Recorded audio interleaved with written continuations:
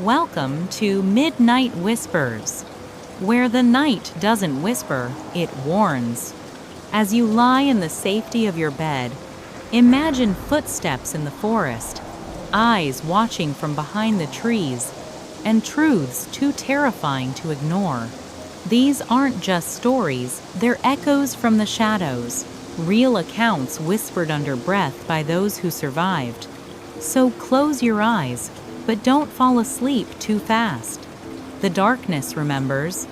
Imagine living in a house so massive, so old, and so isolated that every shadow feels like a presence.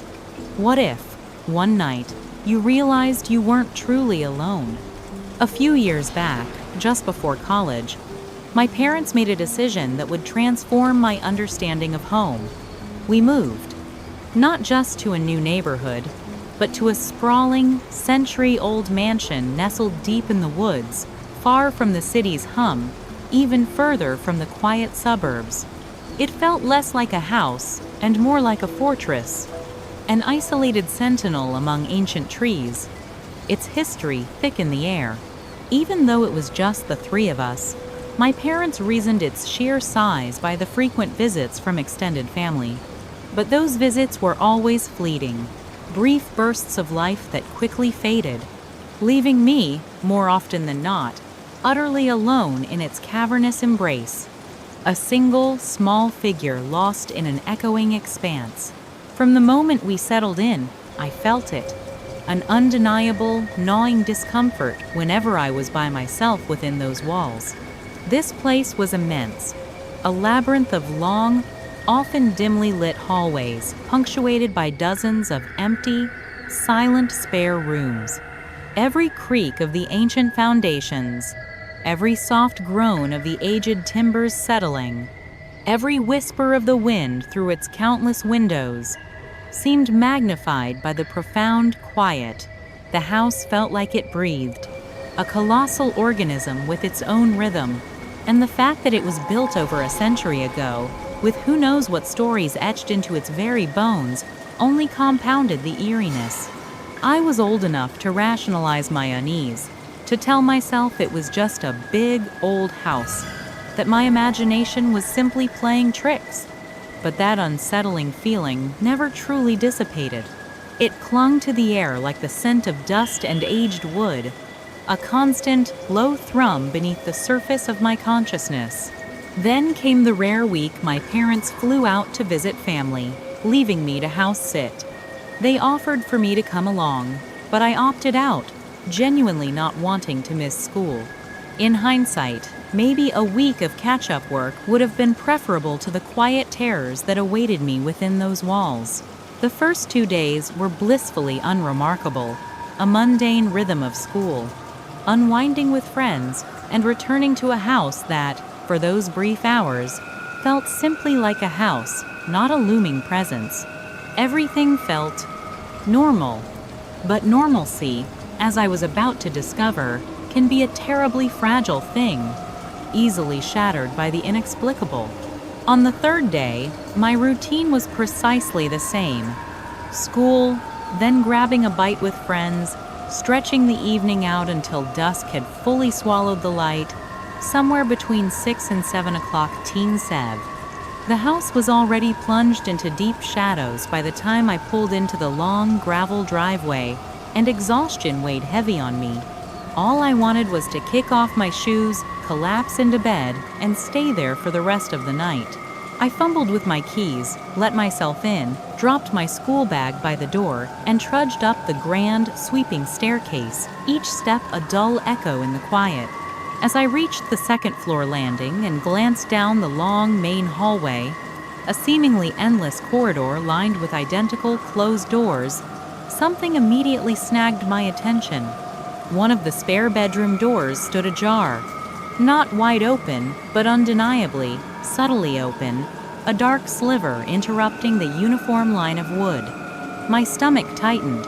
I didn't immediately jump to conclusions of an intruder or a ghost, but that familiar, pervasive unease instantly resurfaced, a cold tendril coiling around my spine. Why was it open? I distinctly remembered closing it after a family visit weeks ago. I walked slowly down the hallway, the profound silence pressing in around me, amplifying every soft rustle of my clothes, each of my footsteps echoing just a little too loudly on the polished floorboards. I peered into the room. It was starkly sparse, just a simple bed and a couple of random, dusty pieces of furniture, otherwise completely empty.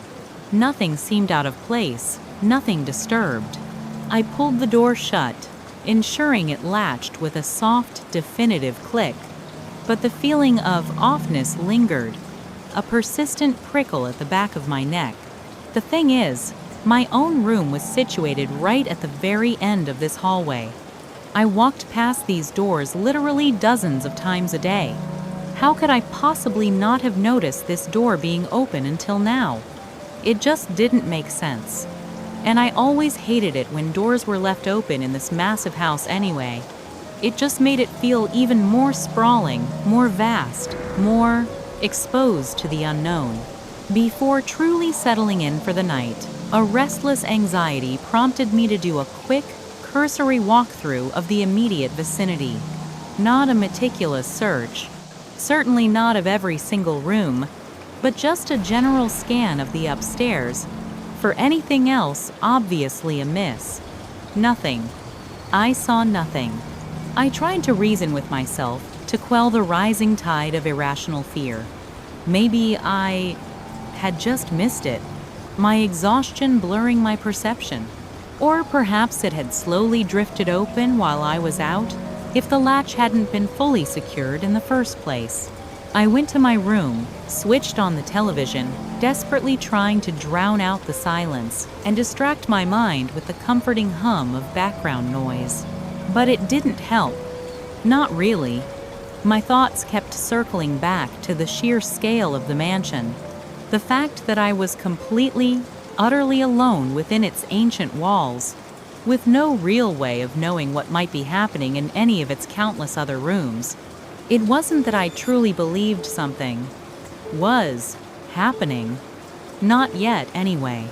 It was the chilling unknown, the vastness of the space around me, the sheer potential for anything to exist beyond my line of sight that was enough to make my skin crawl, to make the shadows seem deeper, more watchful. 45 minutes to an hour crawled by, each minute feeling heavier than the last. And then a mundane hunger finally gnawed at me. Dinner. I forced myself to leave my room, the silence of the hallway amplifying every soft rustle of my clothes, every beat of my heart, every creak of the floorboards underfoot. As I descended to the first floor, the typical dimness of the unused rooms enveloped me. Another strange thing about living in a house like this, you almost never had all the lights on. So I was constantly moving past dark doorways, through shifting pools of shadow, my eyes darting, trying to make sense of the gloom. While I was in the kitchen, preparing a simple meal, I kept catching glimpses, or so I thought, of movement in the far living room. Out of the corner of my eye, a fleeting shadow, a sense of something shifting, every single time I looked up directly. However, the room was dark, empty, nothing, just an open doorway to an unlit space. Was I going crazy? Was the house finally getting to me, playing on my deepest anxieties? I tried to shake it off, to dismiss it as unwarranted anxiety, telling myself I was being utterly ridiculous, creeped out over absolutely nothing. I told myself to just ignore it. I finished dinner, ate quickly, and then headed back upstairs, determined to dismiss the lingering unease that gnawed at me. But as I stepped onto the second floor landing and looked down that long hallway again, the one where I had just closed what felt like mere moments ago, a profound, icy chill snaked its way through my entire body. My breath hitched, caught in my throat. That door, the spare bedroom door, it was open. Again.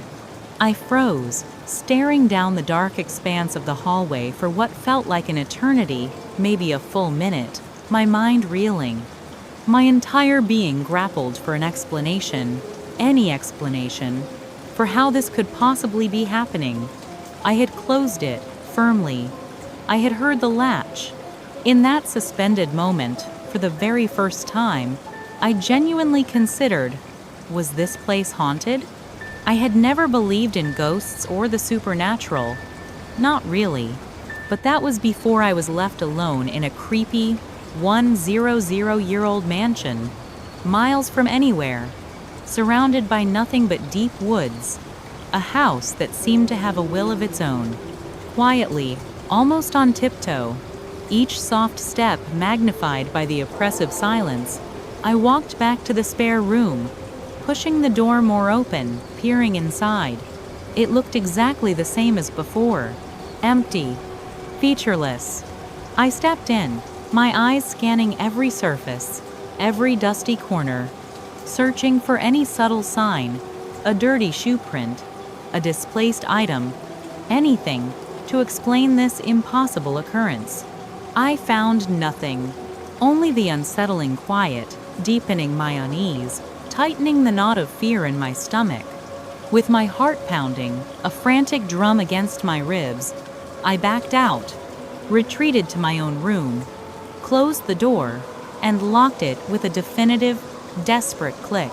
I grabbed my phone, sending a text to my parents, trying my best to sound casual, downplaying the rising terror, not wanting to alarm them.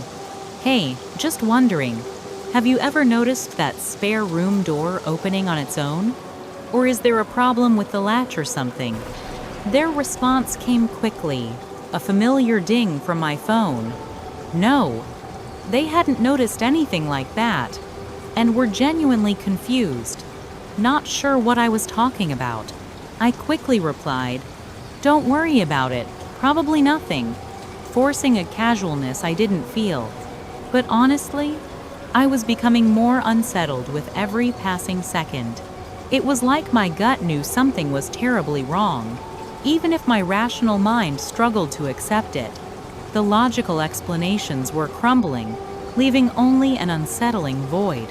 As the chilling reality of the reopened door sinks in, the silence of the house itself becomes a character, pressing in. But the night was just beginning to reveal its true terrors.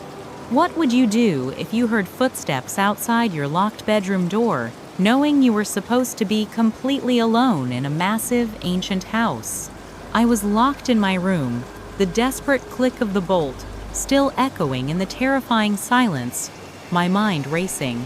I had sent that casual text to my parents, tried to downplay the chilling reality of the door, but their innocent confusion only amplified my dread. My gut screamed that something was profoundly wrong, even if my brain was still grappling for a logical explanation. I was sitting on my bed, the TV's artificial glow doing little to penetrate the psychological darkness that had fallen over the mansion. Every shadow seemed to stretch, to morph, to take on the form of something watching, something waiting.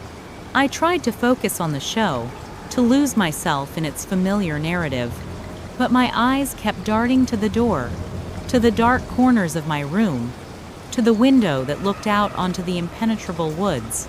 Every tiny creak, every whisper of the wind against the ancient glass became a potential threat, a prelude to something truly terrifying. It felt like an eternity, but I think it was only 10 or 15 minutes, maybe less, since I had locked that door. The television was my only companion, its low hum, the sole disruption to the oppressive silence of the house. And then I heard it. A distinct sound, unmistakable. Footsteps, soft, rhythmic, approaching from somewhere down the long, dark hallway. My blood ran cold. My heart slammed against my ribs, a frantic drum against my chest. I instinctively reached for the remote, my fingers fumbling, and paused the television, plunging the room into an even deeper, more profound silence. And that's when I heard it again. A heavy thump right outside my bedroom door. I froze. I couldn't breathe. Every muscle in my body locked up. The silence that followed was suffocating, an abyss of dread. I was too terrified to even move, too scared to make a sound, to give away the fact that I was alive, that I was listening, that I was trapped. And then, it happened. A soft, slow, deliberate series of taps on the other side of my locked door. Knock, knock, knock. Asterisk. It wasn't an urgent knock or an angry one. It was patient, calculated, like they were just checking, tapping, waiting. I couldn't believe this was happening. The surreal horror of it paralyzed me. This wasn't a ghost, not anymore. This was something tangible, something real. On the other side of that flimsy piece of wood, it was an impossible, horrifying reality, and I had no idea how to react. Another minute crawled by, each second an eternity, stretching out, the silence again pressing in. No more sounds, just the heavy, deafening thud of my own heart in my ears. And then, against every instinct of self-preservation, I forced words past my paralyzed throat. "Who's out there? I've called the cops already." It was a desperate, panicked lie, of course. My phone was still clutched in my hand, but I hadn't dared to call them yet. It would take at least 10, maybe 15 minutes for them to get here, probably longer in this isolated location. I had to hold out on my own. I hoped the lie would scare them off, send them running. But the only response I got were 3 more knocks. Still, in that same unnervingly slow, calm, tapping way. Knock, knock, knock. Asterisk. It was a mockery. A chilling confirmation that they knew I was alone, that they weren't leaving, that they didn't care about my bluff. That was it. I couldn't wait any longer. I finally decided to call the police, my fingers trembling as I dialed 911. My voice was a shaky whisper as I stammered out my address, explaining, trying to maintain some semblance of calm. The operator's voice was calm, a stark contrast to the frantic terror bubbling inside me. "What is the person doing now?" she asked. And as I started to say, "They're just standing outside my bedroom door," a horrifying sound erupted. A loud, visceral, scratching sound. Against the wood of my door, one long, deliberate gash, like something sharp and heavy was being dragged, scraped, carved into the very material separating me from whatever monster was out there. I started to fully freak out, my voice rising in a desperate plea. "Please! They're scratching the door! Get here quickly! Please!" The operator tried to reassure me, to keep me calm, but then, even more terrifyingly, the doorknob began to move. Slowly, deliberately, it turned back and forth, back and forth. My breath hitched. Thank God, thank God, I had locked it. That simple, desperate click had been my salvation. Another agonizing minute passed, the doorknob still rattling slightly, the heavy silence punctuated only by my ragged breathing, and the sound of my own heart trying to escape my chest. Then, 3 more taps, soft, ominous, before everything went quiet again, utterly, completely quiet. It stayed quiet for the agonizing 10 minutes I waited for the police to arrive. Every second was an eternity. I was a statue of terror, listening, straining, trying to discern any sound from beyond the door. My eyes were glued to the doorknob, half expecting it to explode inwards at any second. When the familiar wail of sirens finally pierced the night, growing louder and louder, a wave of relief, so potent it made me dizzy, washed over me. The police arrived quickly. They entered the house, their flashlights cutting through the oppressive darkness. Their voices a comforting, if jarring, presence. But when they checked my door, there was no one there. The hallway was empty. The house was silent. The only sign left behind from the terrifying ordeal was a long, deep gash carved into the backside of my bedroom door, clearly from a knife. It was brutal, raw evidence of the sinister intent of whatever had been waiting for me on the other side. The officers tried to investigate, searching for where they could have gotten inside from, but it was nearly impossible. The house was a century old, a sprawling maze with countless entrances and windows. Most of the windows had old, unreliable locking mechanisms, some practically ornamental. Ultimately, no real leads or anything were found. No fingerprints, no forced entry, nothing. It was as if this phantom menace had simply melted back into the shadows of the old house. Who was outside that door, and what did they want? What would have happened if I hadn't locked it? Could you imagine the terror of knowing someone was just waiting? My parents flew home as soon as they could, their faces etched with worry. But even their presence couldn't erase the deep, lingering sense of violation and fear. While nothing else ended up happening in the house, I never felt safe in it again. Every dark hallway, every empty room felt even more eerie, more watchful. The dense woods surrounding the house, once a source of quiet solitude, now felt like a cover for hidden eyes, for lurking danger. Just a week after the incident, I could have sworn I saw someone standing deep in the woods, not far from my window, watching. It was dark, and I desperately hoped it was just a shadow, my overactive imagination. But the image was seared into my mind. Thankfully, I don't live there anymore. My parents sold the place just a couple of months ago, and I moved far away. Whatever was going on with that house, or whoever was stalking us in it, will forever remain unknown, a chilling, unsolved mystery. The incident in the mansion left scars far deeper than just the gash on the door. It made me question everything I thought I knew about safety in my own home. And it wasn't long before another seemingly ordinary night took a sinister turn. Imagine you're half asleep, waiting for a pizza delivery. The doorbell rings, but the person at your door isn't holding any pizza. What would you do? This next story shifts from the psychological dread of an isolated mansion to a different kind of terror, the kind that creeps into the mundane, into the comfort of your own home when you're at your most vulnerable. It was a perfectly normal Friday night. After a long, draining week working in the city, all I craved was the suburban solace of my small home. The promise of an entire weekend of absolutely nothing, just YouTube, gaming, and sleeping in, was pure bliss. I'd kicked off my shoes, taken a quick shower, and settled in for a long night of PlayStation. A couple of beers in, and the evening was just about perfect.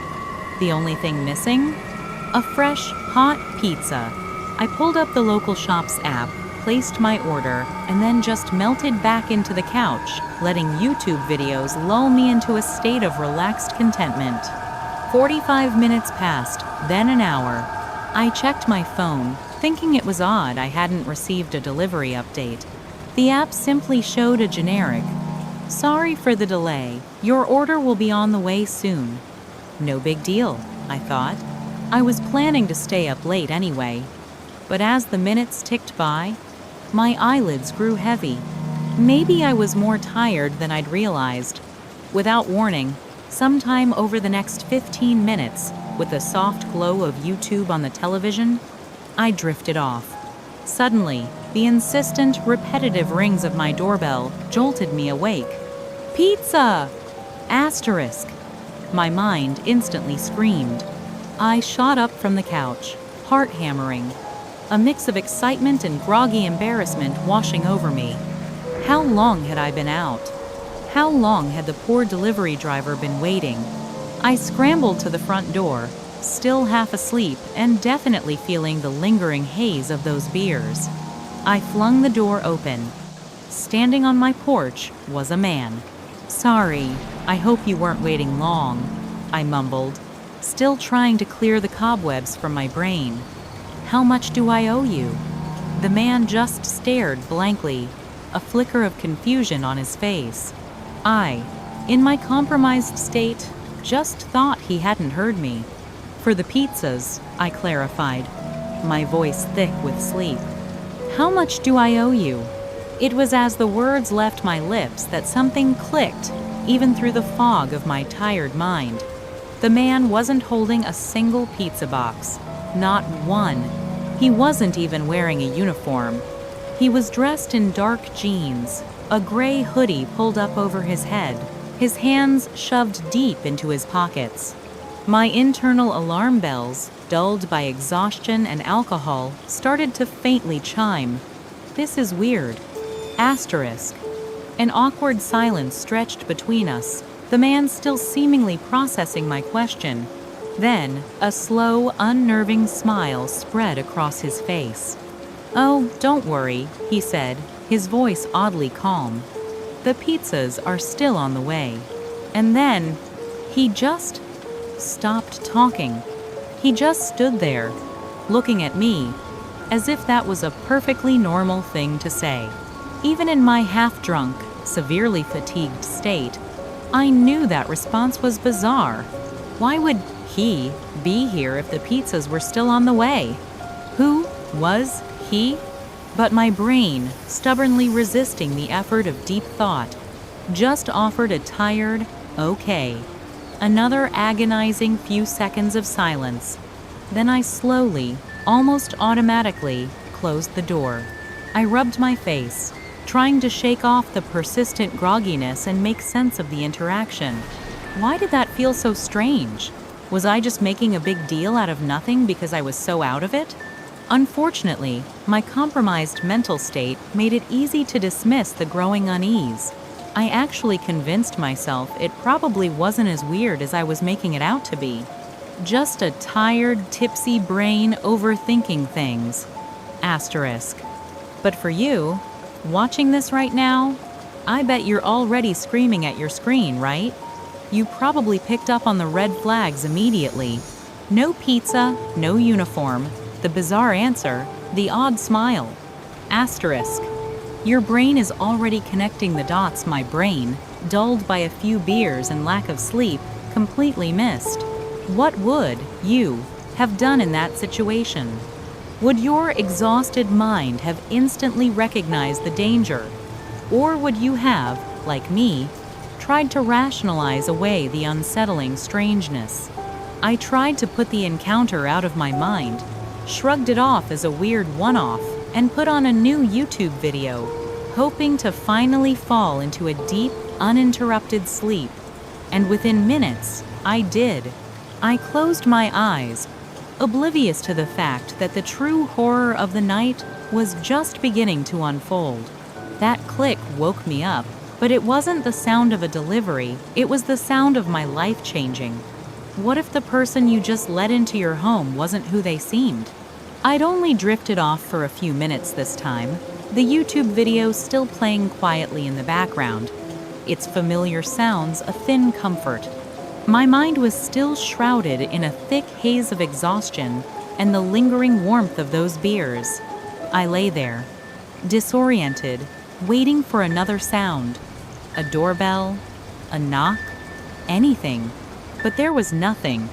Just the profound, oppressive silence of a house at 4 a.m., punctuated only by the distant hum of the refrigerator, and that one distinct, unsettling click echoing in my memory. What was that sound? My groggy brain struggled, trying to make sense of something that felt fundamentally out of place. Then, as if a sudden ice-cold jolt of pure adrenaline sliced through the haze, I remembered the pizza. My stomach gave a small, phantom growl, a gentle reminder of the dinner I'd fallen asleep waiting for. I fumbled for my phone on the coffee table, fingers clumsy, ready to check the delivery app for an update. But before I even unlocked the screen, before the app could load, a new kind of confusion, far more chilling, seized me. The stark white numbers on my phone's clock blared it. 4 a.m. 4 in the morning. My eyes widened. A cold, sickening wave washing over me, dispelling every last vestige of sleep. I'd placed that order at 11 p.m., and the local pizza place, I knew, closed its doors at 1 a.m. This wasn't just delayed. This was utterly, profoundly wrong. My hands trembled as I frantically opened the app. And there it was, staring back at me in stark, digital letters. Order canceled. Not by me, not by some unexpected glitch, but by the shop itself. Hours ago. My blood ran cold. A terrifying clarity began to cut through the last remnants of my grogginess. If the order was canceled, if the pizza shop had been closed for hours, then who was at my door just minutes ago? Who was that man, standing on my porch, feigning confusion, talking about pizza still being on the way? The memory of his odd smile, his unmoving eyes, the total lack of a uniform or pizza boxes, it all flooded back, no longer a strange anecdote, but a deeply disturbing red flag. My heart began to pound a frantic, desperate rhythm against my ribs. A warning drum. I scrambled off the couch, my legs feeling like lead. I stumbled towards the front door, every instinct screaming at me to check, to confirm, to somehow disprove the horror blooming in my mind. I peered through the peephole. Nothing. Just the inky blackness of the night, the distant, faint glow of the streetlights, and an empty porch. My hand reached for the deadbolt, instinctively going to unlock it, but it stopped. My fingers brushed against the cool metal of the doorknob. It was already unlocked. A shiver of pure, unadulterated terror shot through me, raising goosebumps along my arms. I must have forgotten to lock it when I answered, so completely out of it, so caught off guard by the unexpected ringing doorbell. How could I have been so stupid, so vulnerable? I slowly pushed the door open, just a crack, my eyes darting frantically left and right, scanning the silent neighborhood, half expecting to see a lurking shadow, a pair of eyes watching me from the darkness.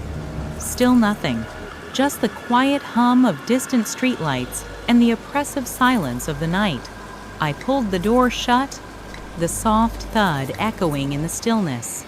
And it was then, in that precise, terrifying moment, that the final, horrifying piece of the puzzle snapped into place with a definitive, chilling click.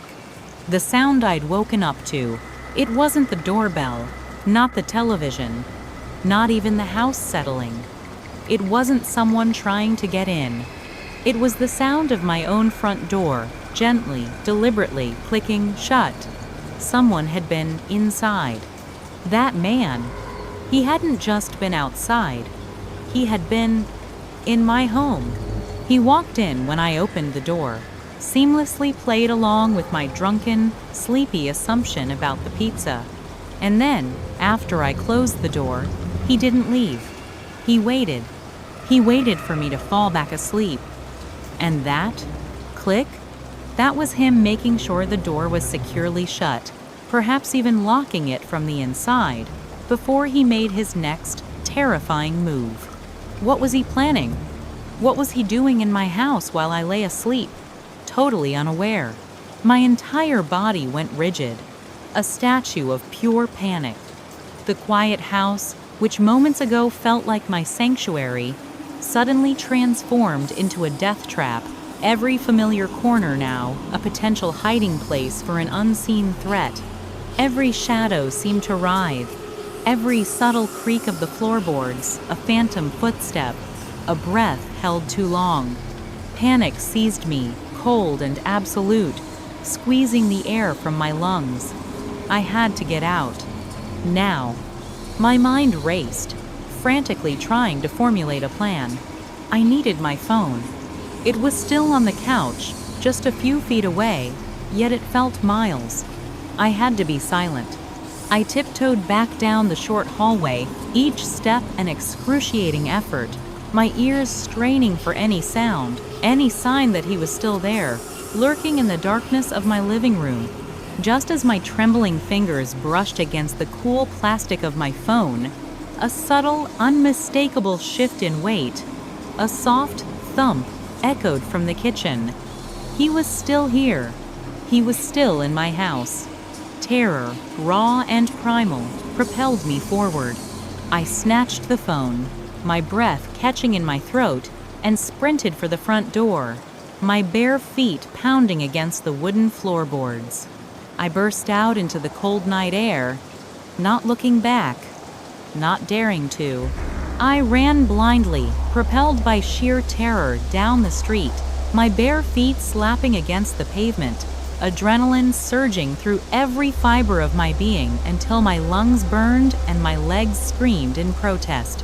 I didn't stop until I was a safe distance away, shaking uncontrollably, crouched low behind a neighbor's parked car, the only barrier between me and the nightmare I had just fled. Only then, gasping for breath, my heart threatening to beat out of my chest, did I manage to dial 911. The police arrived within what felt like an eternity, but was probably only minutes. Their flashing blue and red lights and the wail of their sirens a comforting, if belated, sound in the quiet suburb. They searched my house, methodically, thoroughly, every room, every closet.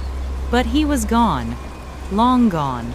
There was no sign of forced entry, no disturbed items, nothing missing, just an empty house, and a terrified homeowner left grappling with a profound sense of violation. I gave them every single detail I could remember. His dark jeans, the nondescript gray hoodie pulled over his head, his strange, unnerving smile, the bizarre, circular conversation we'd had. But without any real evidence, without a single print or a clear motive, it was a dead end. The incident was logged, but ultimately unresolved. The officers could only offer sympathy and advise me to be more careful. To this day, the biggest question haunts me, a constant nagging echo in the back of my mind.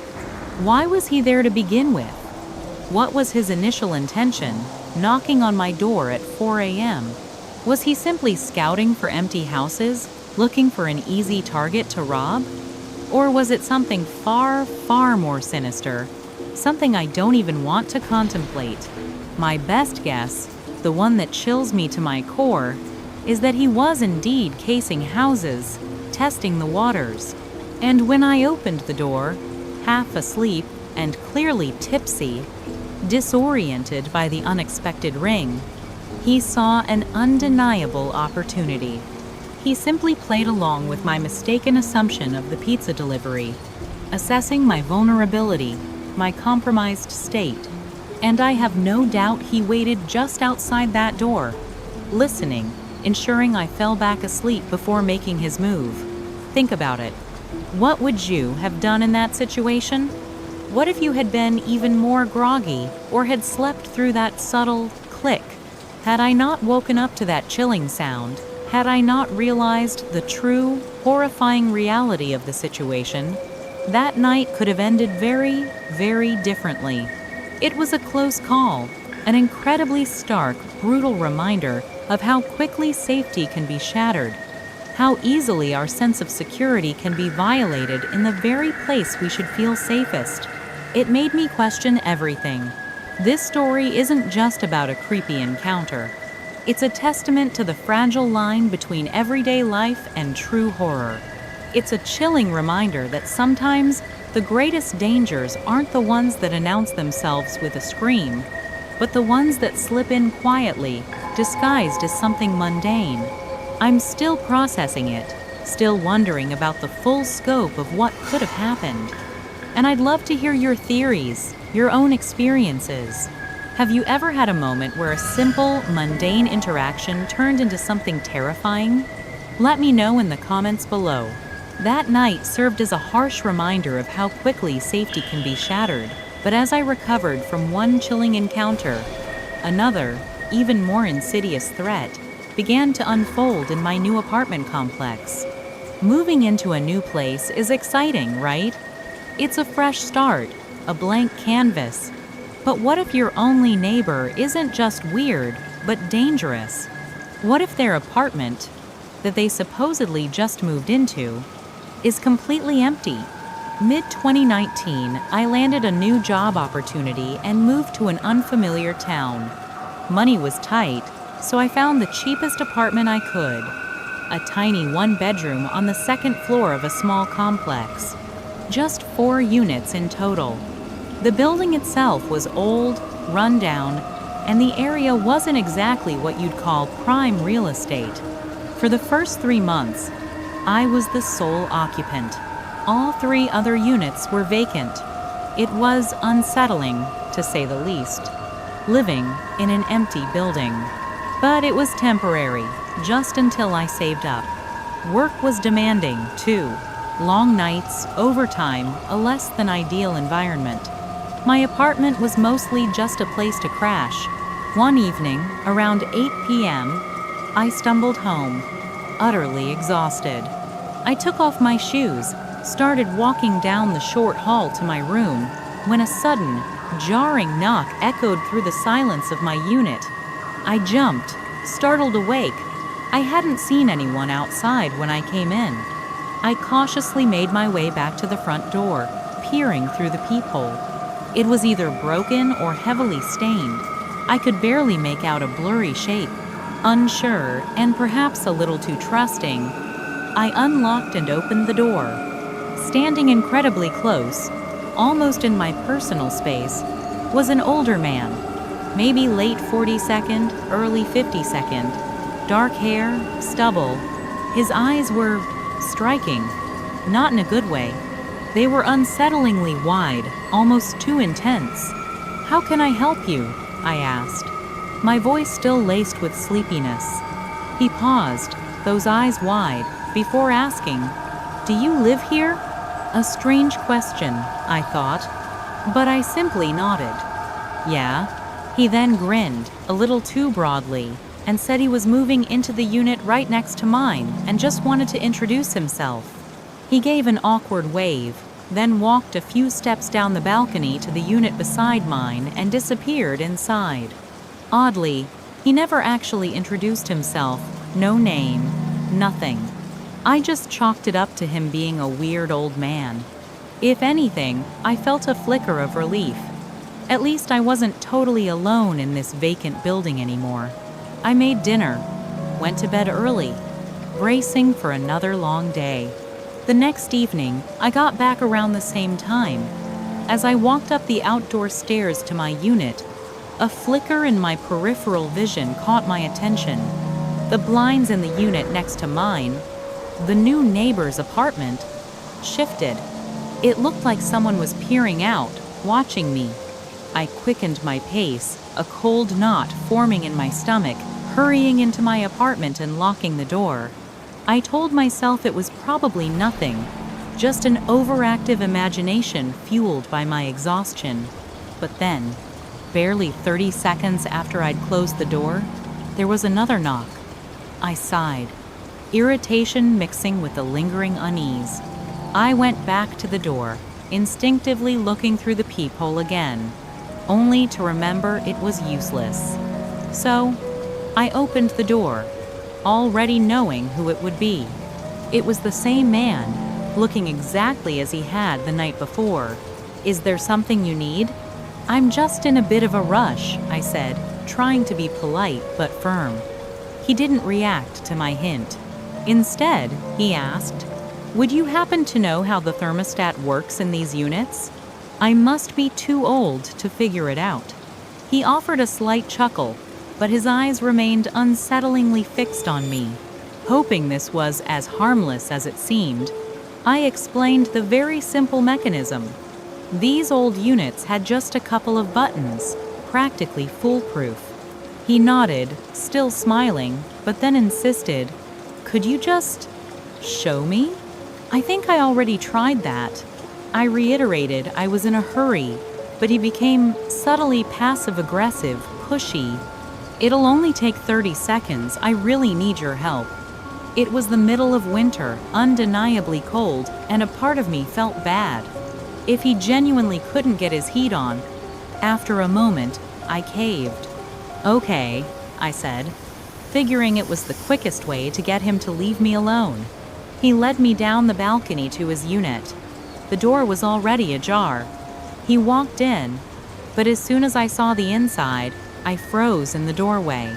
My breath hitched. The unit was completely empty. Not a single piece of furniture, no moving boxes, nothing. The walls were dirty, paint peeling. It was undeniably, glaringly clear that this unit had not been rented out, let alone moved into. And then it hit me, a sickening, disgusting odor wafted out. A smell of stale air mixed with something far more disturbing, something biological and decay-like. The man noticed my hesitation. He turned, his smile gone, replaced by a dark, disappointed look. His eyes, already too wide, seemed to bore into me. "Come on, it's just right here," he urged, his voice now lower, losing its polite facade. My mind raced, frantically trying to concoct an excuse, any excuse, not to step inside. But before I could speak, he took an aggressive step forward toward me. That was all it took. Every instinct screamed danger. I bolted. I spun around and ran, a surge of adrenaline propelling me back to my own unit. I slammed the door shut behind me, fumbling with the lock, my hands shaking uncontrollably. A few seconds later, the doorknob jiggled, then clicked back and forth violently. He was trying to get in. My heart hammered against my ribs. I scrambled for my phone, dialing 911. The man paused, probably listening. Then, his voice, chillingly calm, called out through the door, "What's wrong? I only needed your help." He knocked a few more times, then I heard his footsteps retreat. Silence. It stayed quiet until the police arrived, just a few minutes later, but he was long gone. They confirmed it. The unit next door was indeed vacant. He had broken in, likely staying there for a few days, watching my movements, observing my schedule. Think about it. Would you have gone inside? Asterisk. In that situation, tired, wanting to be helpful, trying to just get someone to leave you alone, it's a terrifying thought, isn't it? It's terrifying to think how easily I could have walked into that empty apartment, into whatever he had planned. What if I had hesitated for just another second? What if he had been faster? I moved out of that apartment as soon as humanly possible. The memory of that empty unit, that unsettling smell, and his eyes still send shivers down my spine. It was a close call, a stark reminder of how vulnerable we can be, even in what we believe is the safety of our own homes. If you're still awake, thank you for braving the dark with us tonight on Midnight Whispers. If these stories stirred something in you, a chill, a memory, a shadow, don't forget to like this video, subscribe for more true horrors, and ring the bell so you never miss a whisper from the night. Sleep tight, if you can.